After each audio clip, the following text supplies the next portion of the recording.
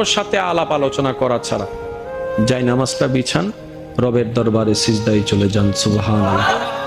চোখটা বন্ধ করেন, চোখের পানি ছাড়তে থাকেন, মন হালকা হতে থাকবে, সিজদায় রবকে বলতে থাকেন, যা বলার বলতে থাকেন, যেভাবে বলার বলতে থাকেন।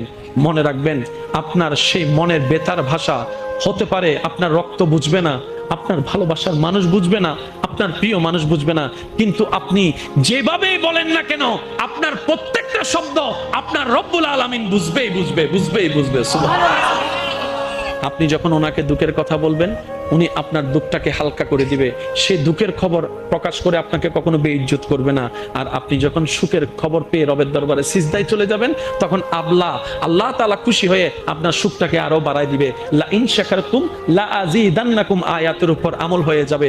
আপনি শুকরিয়া করতে থাকবেন, সুখটাকে বাড়তে থাকবেন, সুখের কথা বলতে থাকবেন, রব্বুল আলামিন দেখে দেখে আপনার সুখও বাড়ায় দিবে।